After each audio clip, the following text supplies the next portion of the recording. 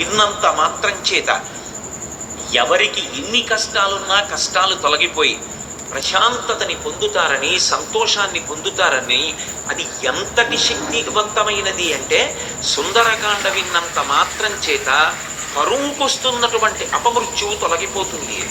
ఈ మాట చెప్పేటప్పుడు నేను పరమ విశ్వాసంతో చెప్తున్నాను. సభాముఖంగా నా వ్యక్తిగత అనుభవాల్ని ఆవిష్కరించడం నాకు ఇష్టం లేదు, కానీ నా జీవితంలో సుందరకాండ శక్తి ఎంతటిది అన్నది, కరువుకొస్తున్న అపమృత్యువు తొలగిపోతుంది అన్నదానికి పరమ బలీయమైనటువంటి సాక్ష్యములను నేను జీవితంలో చూశాను సుందరకాండ ప్రవచనంలో. అంత శక్తివంతం సుందరకాండ. అందుకే సుందరకాండ అంటే బ్రహ్మాస్త్రంగానే భావిస్తారు పెద్దలు. అంత గొప్ప కాండ. అందుకే సుందరే సుందరం మంత్రం, సుందరే కిన్న సుందరం. అసలు సుందరకాండలో సౌందర్యం కానిదేముంది? సుందరకాండం ఆశాంతము సౌందర్యం.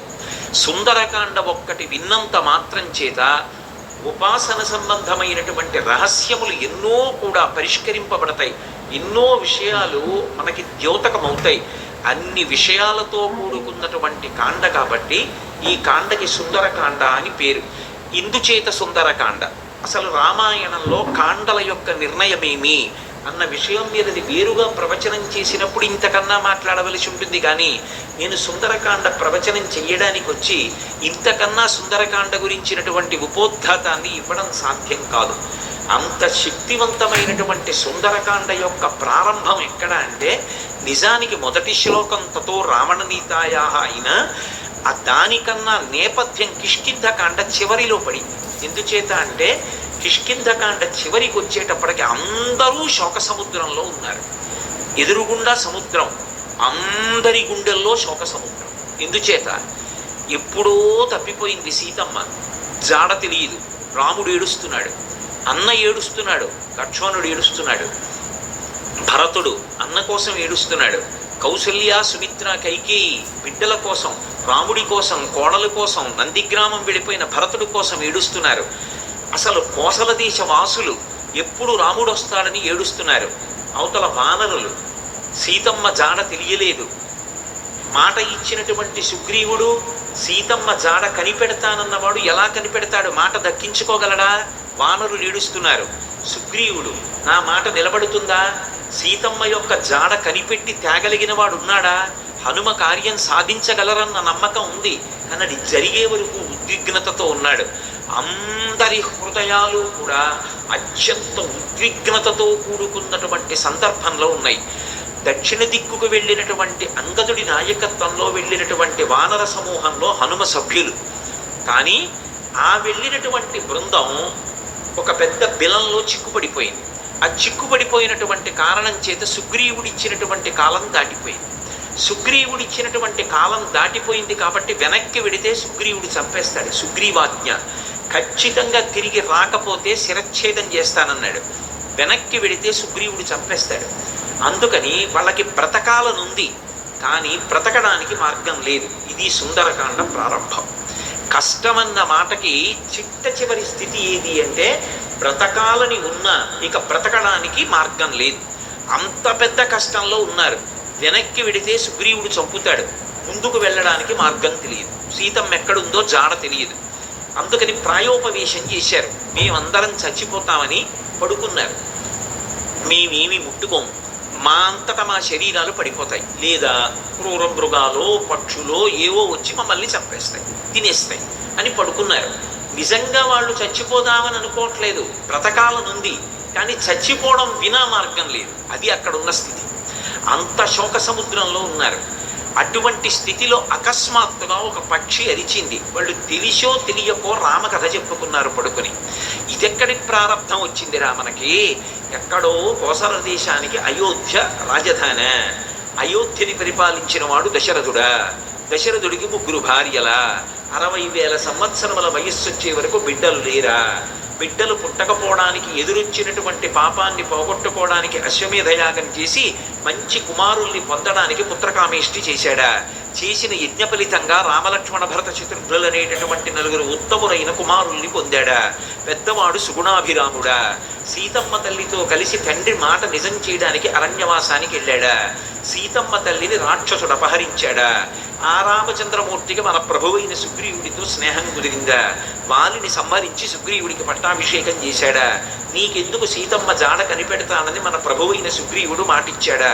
ఇచ్చిన మాట నిలబెట్టుకోవడానికి అన్ని దిక్కులకి వానరుల్ని పంపి మన ప్రారంభం కొద్దీ దక్షిణ దిక్కుకి మనని పంపాడా? మనం ఈ బిలంలో చిక్కుపడిపోయామా? సమయం దాటిపోయిందా? బ్రతకడానికి మార్గం లేక ప్రయోపవేశం చేసి చచ్చిపోవడానికి సిద్ధపడుతున్నామా? మన కుటుంబాలు ఏమైపోతాయో, మన జాడ తెలియక ఎలా ఏడుస్తారో అని తెలిసో తెలియకో రామకథ చెప్పుకుంటున్నారు.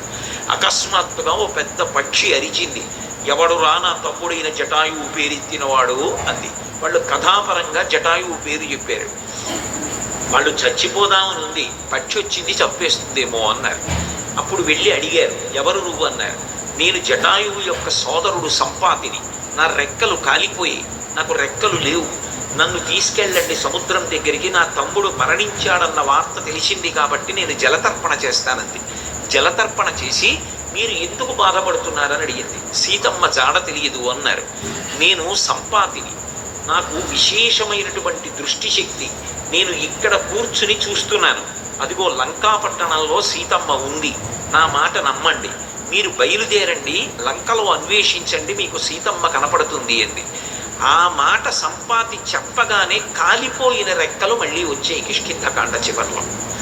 అంటే రామకార్యం మీద వెడుతున్నటువంటి వాళ్ళకి మాట సాయం చేసినంత మాత్రం చేత కాలిపోయిన రెక్కలు మళ్ళీ పుట్టాయి. తెగిపోయిన రెక్క పెరగచ్చు, ఊడిపోయిన రెక్క మళ్ళీ అంటించచ్చు, ఏదో శస్త్రచికిత్స చేసి. అవి కాలిపోయాయి కాబట్టి ఇక మొలవు పక్షికి. కానీ అది చేసిన పని ఏమిటంటే రామకార్యం మీద వెడుతున్న వాళ్ళకి గుక్కెడు మంచినీళ్లు కాదు ఇచ్చింది, ఒక్క మాట సాయం చేసింది. మాట సాయం చేసినంత మాత్రం చేత కాలిపోయిన రెక్కలు వచ్చాయి. అంటే రామ కార్యం మీద వెడుతున్న వాళ్ళకి చేసేటటువంటి ఉపకారమునకు ఉండేటటువంటి బలం, రామ కథ తెలిసో తెలియకో చెప్పుకున్నంత మాత్రం చేత కలిగేటటువంటి ఫలం ఆవిష్కరించారు కిష్కింధకాండ చివరిలో. కాబట్టి ఇప్పుడు సంపాతి వాక్కులు విని వాళ్ళందరూ దక్షిణ సముద్రానికి ఉత్తర తీరంలో కూర్చున్నారు. 100 యోజనముల లవణ సముద్రాన్ని దాటి వెళ్ళాలి. ఎవరు 100 యోజనముల సముద్రాన్ని దాటి వెడతారు? అందరూ ఎవరి బలాన్ని వాళ్ళు చెప్తున్నారు.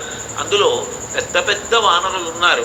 వాళ్ళందరూ ఏదో 30 అన్నారు, 40 అన్నారు, 50 అన్నారు, 60 అన్నారు, 70 అన్నారు. అంగదుడు అన్నాడు, నేను 100 యోజనములు దాటి లంకాపట్టణానికి వెడతాను, కానీ తిరిగి రాగలనో రాలేనో చెప్పలేనన్నాడు. అందరూ అంతమంది పరివారం ఉండగా, పరివారం ఇక్కడ కూర్చుంటే ప్రభువు వెళ్ళి కార్యం చేస్తుంటే ఇంకెందుకు ఈ పరివారం? అలా నువ్వు వెళ్ళకూడదన్నాడు పెద్దవాడు జాంబవంతుడు. మరి ఎవరు పెడతారు? ఒక్క స్వామి హనుమ మాత్రం సముద్ర తీరంలో మిగిలిన వానరులకందరికీ దూరంగా కూర్చుని రామనామ జపం చేస్తున్నారు. ఎందుకని? ఆయనకి చిన్నతనంలో శాపం ఉంది. దేవతలందరూ ఇచ్చినటువంటి వరముల చేత విపరీతమైన బలం ఏర్పడిపోయింది. ఆ బలం ఏం చెయ్యాలో తెలియక చిన్నతనంలో మహర్షులు మడిబట్టలు ఆరేసుకుంటే వాటిని చింపేసేవారు, యజ్ఞకుండాలు కనపడితే తిరగతోసేసేవారు. ఇప్పుడు ఈ పిల్లవాడికి ఇంత బలం అనవసరం, వీడు పెద్దవాడు అయిన తర్వాత వీడికి అవసరం వచ్చినప్పుడు గుర్తొస్తే చాలని వాళ్ళు చేపురీరం రఘుశ్రేష్ఠ నాతి వృద్ధాతి మన్యవ అంటారు ఉత్తరాఖండలో. వాళ్ళు ఏం కోపంతో కాదు, ఇప్పుడు ఎందుకు ఈ పిల్లాడికి ఇంత బలం, అవసరం వచ్చినప్పుడు గుర్తొస్తుంది. ఈ పిల్లవాడి బలాన్ని వీడికి మళ్ళీ జ్ఞాపకం చేస్తే వీడికి జ్ఞాపకం వచ్చి శాపం పోతుంది అని శాపం ఇచ్చారు. తన బలం తనకి తెలియదు. అందుకే వాలి తరువుకొస్తున్నప్పుడు కూడా కిష్కింధకాండలో సుగ్రీవుడు పారిపోతుంటే హనుమ కూడా వెళ్ళిపోయారు తప్ప వాలికి ఎదురు తిరగలేదు. తన బలం తనకి తెలియదు. ఇప్పుడు జాంబవంతుడు హనుమ దగ్గరికి వెళ్ళారు. వెళ్ళి, నాయనా హనుమ, వానర జాతి యొక్క పరువు ప్రతిష్టలన్నీ నీ చేతుల మీద ఉన్నాయి, ఇంతటి బల సంపూర్ణుడవి. ఈ లోకంలో ముగ్గురున్నారు గమనవేగం ఉన్నవారు. అంత వేగంగా వెళ్ళగలిగినటువంటి ప్రాణి 4వది లేదు. మొట్టమొదటి వాడు వాయుదేవుడు నీ తండ్రి, 2వ వాడు గరుత్మంతుడు, 3వ వాడు నువ్వు. ఇంతటి వేగం కలిగిన వాడివి, ఇంత బలం కలిగిన వాడివి, ఇంత బుద్ధిబలం ఉన్నటువంటి వాడివి, నువ్వు వానర జాతి పరువు ప్రతిష్టలు రామకార్యం ఆలోచించకుండా చేతకాని వాడిలా ఇలా కూర్చుంటావా? నీ తల్లి పుంజకస్థల, ఆమె అప్సరస, ఒకానొక శాపకారణం చేత ఈ భూమి మీద జన్మించింది. ఈ భూమి మీద జన్మించి నీ తండ్రి అయినటువంటి కేసరికి భార్య అయింది. ఆమెకి వాయుదేవుని యందు ఔరసపుత్రుడిగా జన్మించిన వాడివి. పుట్టగానే అపారమైనటువంటి వేగంతో సూర్యమండలం వైపు ప్రయాణం చేసి ఉదయిస్తున్న సూర్యబింబం తినే ఫలం అనుకుని వెళ్ళావు. ఇంద్రుడు వజ్రం పెట్టి కొడితే హనువులంటే నీ యొక్క దవడ సొట్టబడి కింద పడ్డావు కాబట్టి నీకు హనుమ అని పేరొచ్చింది. ఆ పేరు ఉంచుకోవాలి అని ఇంద్రుడు పరమ సంతోషంతో తన మెడలో ఉన్న పద్మాల మాల పైకెత్తి ఊపి, ఈ పిల్లవాడికి ఇంకొక పేరు ఉండకూడదు, నా వజ్రం చేత పుట్టిన పిల్లవాడిని కొడితే ఎడమ దవడ సొట్టబడింది కాబట్టి ఈ పిల్లవాడికి హనుమ అని పేరుంటుందన్నాడు. దేవతలందరూ తమ శక్తులు ధారపోశారు. నీ అంత శక్తివంతుడు లోకంలో ఇంకొకడు లేడు. ఇంతటి వేగం కలిగిన వాడివి, ఇంత శక్తి కలిగిన వాడివి, నువ్వు ఇలా కూర్చుంటావా? ఒకప్పుడు నాకు కూడా ఎంతో బలం ఉండేది. వామనమూర్తిగా శ్రీ మహావిష్ణువు ఈ భూమ్యాకాశములనన్నింటినీ ఆక్రమిస్తే ఇంతంతైవటుడు ఇంతయై వరుయుతానింతై యభోవీధిపై అంతై తోయదమండలక్రమణ కల్లంతై ప్రభారాశిపై అంతై చంద్రునకంతయై ధ్రువునిపై అంతై మహద్వాటిపై అంతై సత్య పదోన్నతుండకుచు బ్రహ్మాండంత సంవర్ధియ్యి అని పెరిగిపోతే ఆ వామనమూర్తికి త్రివిక్రమావతారానికి 21 మార్లు ప్రదక్షిణం చేశాను నేను. కానీ ఇప్పుడు వృద్ధుణ్ణైపోయాను, బడలిపోయాను, 100 యోజనములు దాటలేను. కాబట్టి పిల్లవాడి శక్తివంతుడవు, నువ్వు శక్తి పుంజుకొని బయలుదేరాలని జాంబవంతుడు హనుమతో మాట్లాడి ఒక మాట అన్నాడు. హనుమాన్ హరిరాజస్య సుగ్రీవస్య సమోహ్యపి రామలక్ష్మణయోశ్చాపి తేజసాచ బలీనచ. జాంబవంతుడు రామాయణంలో ఏదైనా చెప్పాడు అంటే దానికి ఒక ప్రమాణం ఉంటుంది. ఎందుకంటే సృష్టికర్త అయిన బ్రహ్మగారు ఆవలిస్తే బ్రహ్మగారి అంశతో బయటికి వచ్చినటువంటి వాడు. ఆయన అంటున్నాడు, హనుమాన్ హరిరాజస్య, ఓ హనుమ, నువ్వు వానరులకంతటికీ కూడా రాజుతో సమానమైన వాడివి. పేరుకి సుగ్రీవుడు రాజు, కానీ సుగ్రీవుడి కన్నా నువ్వు ఏ విషయంలో తక్కువ కాదు. సుగ్రీవుడే కాదు, రామలక్ష్మణయోశ్చాపి తేజసాచ బలీనచ, రామలక్ష్మణులతో కూడా నువ్వు తేజస్సులో బలంలో సమానమైనటువంటి వాడివి. అటువంటి వాడివి ఇలా కూర్చుంటావా? ఉత్తిష్ట హర్షాత్తూల హరిషాత్తూల లంఘవస్య మహార్ణవం పరాహి సర్వభూతానాం హనుమన్యా గతిస్తవ. ఓ హనుమ, నీవు నీ బలాన్ని జ్ఞాపకాన్ని తెచ్చుకొని పైకి లేచి ఈ సముద్రాన్ని దాటు. నువ్వు దాటుతున్నప్పుడు ఈ బ్రహ్మాండంలో ఉన్నటువంటి సమస్త భూతములు ఆశ్చర్యపోతాయి. నీ గమనశక్తిని చూసి ఆశ్చర్యపోయి భూతకోటి అంతా లేచి నిలబడి నమస్కరిస్తుంది. అంత వేగంతో వెళ్ళగలిగిన వాడివి. అటువంటి వాడివి ఇలా కూర్చోకూడదు. వానర జాతి పరువంతా నీ చేతిలో ఉంది. నువ్వు ఇవాళ వెళ్ళి సీతమ్మ దర్శనం చేసి వచ్చి ఆమె జాడ తీసుకొస్తే మనం వెళ్ళి మళ్ళీ సుగ్రీవుడికి చెప్తే, సుగ్రీవుడు రాముడికి చెప్తే, రాముడి వలన ఉపకారం పొందినటువంటి సుగ్రీవుడు ప్రత్యుపకారం చేశాడనేటటువంటి మాట నిజమవుతుంది. లేకపోతే మన ప్రభువు పరువు పోతుంది. ప్రభువు చేత పరిపాలింపబడిన వానర జాతి పరువు పోతుంది. ఇంతమంది పరువు నీ చేతిలో ఉంది. ఇంతమంది శోకాన్ని పోగొట్టగలిగిన వాడివి నువ్వే. నాయనా లే అని ఒక్కసారి ప్రచోదనం చేస్తే శాప విమోచనం అయిపోయింది. తెలియక ఒక మాట అంటుంటారు, హనుమకి తన బలం గుర్తు చెయ్యాలని. మనం ఇప్పుడు జ్ఞాపకం చెయ్యక్కర్లేదు. ఎప్పుడో కిష్కింధకాండ చివరిలో సుగ్రీవుడు చేసినటువంటి స్తోత్రం చేత హనుమ యొక్క ఆ శాపమంతా విమోచనం అయిపోయింది. వెంటనే ఆయన తన బలాన్ని తాను జ్ఞాపకానికి తెచ్చుకొని మహేంద్రగిరి మీదకి ఎక్కుతూ అక్కడ నిలబడి ఒక మాట చెప్పారు. నా బలం నాకు జ్ఞాపకానికి వచ్చింది. నాతో సమానంగా వెళ్ళగలిగినటువంటి వాళ్ళు ఇద్దరే. ఒకటి నా తండ్రి వాయుదేవుడు, 2 గరుత్మంతుడు. నేను ఎంత వేగంగా వెడతానంటే సూర్యుడు ఉదయాద్రి మీద ఉదయించి ప్రయాణం ప్రారంభం చేసినప్పుడు సూర్యుడితో పాటుగా ప్రయాణం ప్రారంభం చేసి సూర్యుడు మధ్యాహ్నానికి ఆకాశం మధ్యలోకి వచ్చేటప్పటికి నేను పశ్చిమాద్రికి వెళ్ళి పశ్చిమాద్రిని ముట్టుకుని మళ్ళీ తిరిగి వచ్చి మధ్యాహ్నం సూర్యబింబాన్ని కలవగలను. అంత వేగంతో వెళ్ళగలను. సముద్రం మీద నేను వెడుతున్నప్పుడు నా వేగాన్ని తట్టుకోలేక నా తొడల యొక్క వేగానికి సముద్రాన్నంతటి చాప చుట్టినట్టు చుట్టి నీటిని పైకెత్తి తీసుకుపోగలను. ఆకాశంలో ఉండేటటువంటి మేఘములనన్నిటినీ కూడా నా భుజముల చేత కట్టి ఈడ్చేయగలను. ఈవలి ఒడ్డున నిలబడి ఆవలి ఒడ్డుని నా చేతితో స్పృశించగలను. పర్వతములను పైకెత్తి ఆడి వాటిని చూర్ణములను చేయగలను. ఈ భూమినంతటినీ చుట్టతాను. సముద్రాలన్నింటినీ కూడా కలచివేసి అవి తమ చెరియల కట్టలు దాటి ప్రవహించేలా చెయ్యగలను. అంతటి శక్తివంతుడనన్న విషయం నాకు అర్థమైంది. ఇప్పుడు నేను లంకాపట్టణానికి బయలుదేరుతున్నాను, మీరు నిశ్చింతగా ఉండండి మహేంద్రగిరి మీద నిలబడి సవేగవాన్ వేగ సమాహితాత్మ హరిప్రవీర పరవీరహంత మనస్సమాధాయ మహానుభావో జగామలంకాం మనసా మనస్వీ అని పూర్తి చేశారు మహర్షి కిష్కింధకాండ. ఆ హనుమ ఇంకా లంకాపట్టణానికి తన శరీరంతో వెళ్ళాలి, కానీ ఆయన అత్యంత ఉత్సాహంతో తన మనసుతో ఏనాడో చేరిపోయారు లంకాపట్టణానికి. శోకం అన్నది ఎక్కడుంటుందంటే మనసులో ఉంటుంది. ఆ శోకం పోవడానికి మార్గం ప్రయత్నం ఎక్కడుంటాయంటే మనసులోనే ఉంటాయి. ఆ మనసు పరిపుష్టం కావాలంటే, మళ్ళీ అటువంటి తేజస్సుని పుంజుకోవాలంటే, ఎంత కష్టాన్నైనా దాటగలగాలంటే హనుమ యొక్క అనుగ్రహంతో, సీతారాముల అనుగ్రహంతో మనసు ప్రచోదనం పొందాలంటే సుందరకాండ చదవండి ఏం చెప్తారు. ఇంతమంది వానరులు ఉత్తర తీరంలో నిలబడిపోతే ఒక్క హనుమ మాత్రం ఎంత ఉత్సాహంగా వెళుతున్నారంటే శత్రుపురానికి మనసుతో ఆయన చేరిపోయారు, ఇక శరీరంతో వెళ్ళాలంతే. అంత అద్భుతమైనటువంటి రీతిలో ప్రయాణం చేయడానికి ఆ మహేంద్రగిరి మీద నిలబడినటువంటి స్వామి హనుమ యొక్క స్థితిని ఆవిష్కరిస్తూ సుందరకాండ ప్రారంభం అవుతుంది. ప్రారంభం చేస్తూ మొదటి శ్లోకంలో మహర్షి అంటారు, తతో రావణనీతాయా సీతాయా శత్రుకర్షణ ఈయేష పథమన్వేష్టం చారణాచరితే పథి. చారణులు ప్రయాణం చేసేటటువంటి మార్గం ఏదుందో ఆ మార్గంలో ప్రయాణం చేసి రావణుడి చేత అపహరింపబడినటువంటి సీతమ్మ జాడ కనిపెట్టడానికి స్వామి హనుమ శత్రుకర్షణుడై సంకల్పమును చేసి ఉన్నారు. ఎవ్వరూ చెయ్యలేనటువంటి సంకల్పం.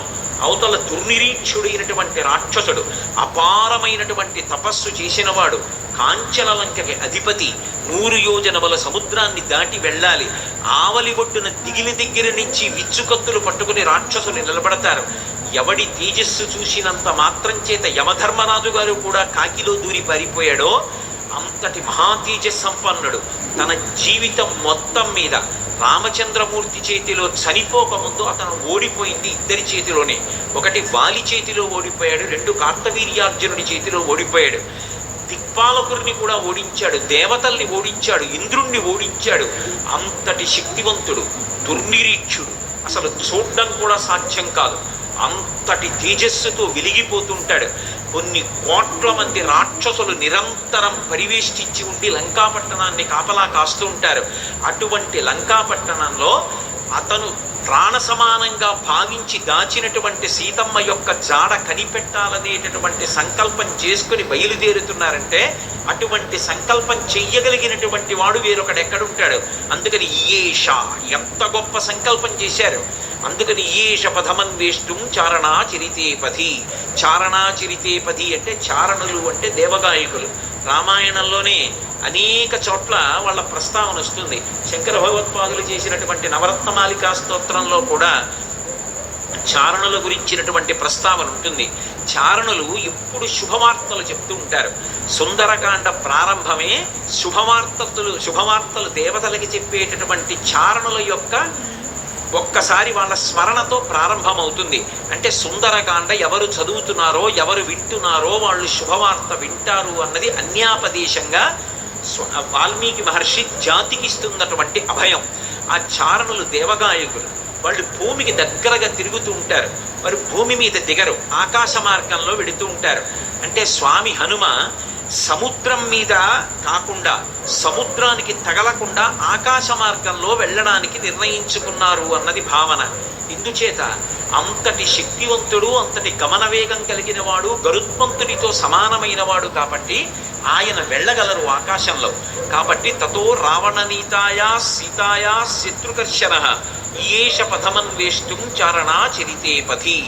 అదే శ్లోకం సంసారం అనేటటువంటి సముద్రాన్ని తరించడానికి ఎటువంటి ఉపాయములను అనుష్ఠిస్తారో అటువంటి ఉపాయములు హనుమ ద్వారా ఆవిష్కరింపబడిన కాండ కాబట్టి అదే శ్లోకాన్ని వేరొక రకంగా అన్వయమైనప్పుడు హనుమ వలన మాత్రమే మళ్ళీ అందులో ఇంకొక విషయం ఆవిష్కరింపబడుతుంది. ఆయన చారణాచరితే పథి, చారణులు వెళ్ళినటువంటి మార్గంలో వెడుతున్నారు. చరణము అన్న మాట దేనికి అన్వయం అవుతుందంటే ప్రధానంగా వేదంలో ఉండేటటువంటి మంత్రభాగాలు ఉంటాయి. వేదంలో ఉండేటటువంటి మంత్రభాగాలకి సంబంధించినటువంటి విభాగాల్ని చరణములు అని పిలుస్తారు. చారణ చరితేపతి అంటే వేదము చేత చెప్పబడినటువంటి సంప్రదాయబద్ధమైనటువంటి మార్గంలో ప్రయాణం చేసి బ్రహ్మ విద్యాస్వరూపిణి అయినటువంటి సీతమ్మ జాడ తెలుసుకోవడానికి ఒక గొప్ప ఉపాసకుడు ఉపాసన ప్రారంభం చేశాడు. అంతర్ముఖత్వాన్ని, లంక అనబడేటటువంటి ఈ శరీరం లోపలికి వెళ్ళి ఇక్కడే ఉన్నటువంటి సీతమ్మ యొక్క దర్శనానికి వెడుతున్నాడు.